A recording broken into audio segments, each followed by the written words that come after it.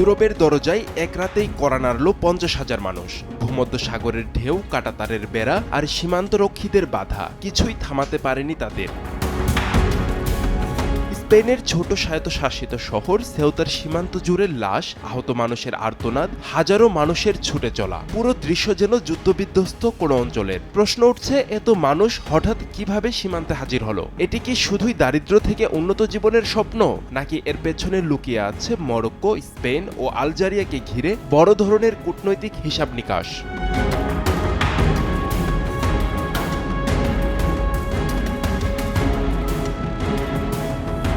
উত্তর আফ্রিকার উপকূলে স্পেনের স্বায়ত্তশাসিত শহর সেউতা আয়তনে ছোট হলেও ইউরোপে প্রবেশের অন্যতম গুরুত্বপূর্ণ দরজা। গত বৃহস্পতিবার থেকে শুক্রবারের মধ্যে এই সীমান্ত কার্যত নিয়ন্ত্রণের বাইরে চলে যায়। স্থলপথ, সমুদ্রপথ সহ যে যেভাবে পেরেছেন সেভাবেই ইউরোপীয় ভূখণ্ডে প্রবেশের চেষ্টা করেছেন। সীমান্তের স্পেন অংশে উদ্ধার হয়েছে অর্ধশতাধিক মরদেহ, আহত হয়েছেন অনেকেই। আবার কয়েক ঘন্টার মধ্যেই 37,000-এর বেশি মানুষকে ফেরত পাঠানো হয়েছে।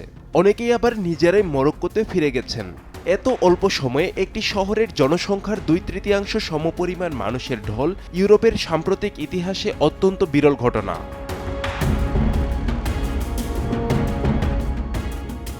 সেউতা ও মেলিয়া ইউরোপীয় ইউনিয়নের এমন দুটি শহর যেগুলো ভৌগোলিকভাবে আফ্রিকায় অবস্থিত, অর্থাৎ আফ্রিকা ও ইউরোপের একমাত্র স্থল সীমান্ত এখানেই। মরক্কো বহু বছর ধরেই এই দুই অঞ্চলকে নিজেদের ভূখণ্ড দাবি করে আসছে।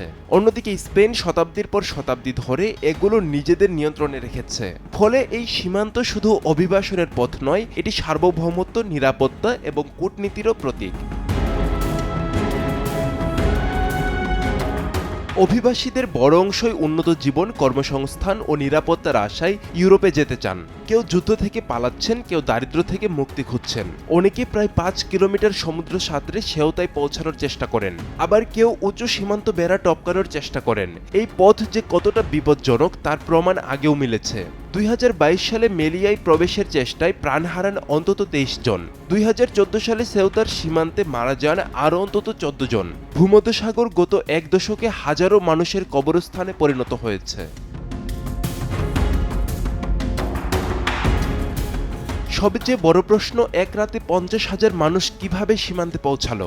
এখানেই উঠে আসছে মরক্কো, স্পেন ও আলজেরিয়ার জটিল সম্পর্ক।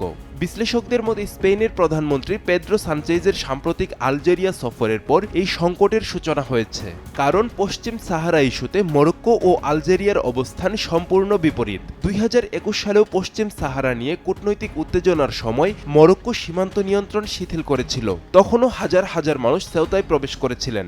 এবারও সীমান্তে নজরদারি কিছুটা শিথিল হওয়াতেই এত বড় ঢল সম্ভব হয়েছে। যদিও মরক্কো সরকার এ বিষয়ে আনুষ্ঠানিক কোনো মন্তব্য করেনি। অন্যদিকে স্পেনের দাবি, মানব পাচারকারী চক্র সুপ্রিম কোর্টের একটি রায় নিয়ে গুজব ছড়িয়ে মানুষকে সীমান্তে যেতে উৎসাহিত করেছে। এই সংকট শুধু স্পেনের নয়, এটি পুরো ইউরোপীয় ইউনিয়নের জন্য বড় পরীক্ষা। স্পেন সীমান্তে অতিরিক্ত পুলিশ ও সেনা মোতায়েন করা হয়েছে। প্রধানমন্ত্রী পেদ্রো সানচেজ এটিকে দেশের আঞ্চলিক অখণ্ডতার উপর আঘাত বলে উল্লেখ করেছেন। এদিকে ইউরোপের ভেতরেও মতভেদ দেখা দিয়েছে। ইতালির ডানপন্থী সরকার সীমান্ত নিয়ন্ত্রণ আরও কঠোর করার দাবি তুলেছে। ফ্রান্সও নিজেদের সীমান্তে নিরাপত্তা জোরদার করেছে। অর্থাৎ এই সীমান্ত সংকট এখন ইউরোপের অভিবাসন নীতি, নিরাপত্তা এবং সদস্য দেশগুলোর রাজনৈতিক ঐক্যের নতুন পরীক্ষায় পরিণত হয়েছে। সেউতার সীমান্তে যা ঘটেছে তা শুধু 50,000 মানুষের সীমান্ত পার হওয়ার ঘটনা নয়, এটি দেখিয়ে দিল একবিংশ শতাব্দীতে অভিবাসন আর কেবল মানবিক সংকটের বিষয় নয়, এটি আন্তর্জাতিক রাজনীতির সবচেয়ে কার্যকর চাপ সৃষ্টির অস্ত্রগুলোর একটি। যখন সীমান্ত খুলে যায় তখন শুধু মানুষ নয়, কেঁপে ওঠে অর্থনীতি, নিরাপত্তা আর রাজনৈতিক ঐক্যও। তাই প্রশ্ন এখন একটাই, সেউতার এই 24 ঘন্টার সংকট কি একটি সামরিক বিস্ফোরণ, নাকি ভবিষ্যতের আরও বড় অভিবাসন ও ভূ রাজনৈতিক সংঘাতের ট্রেলার?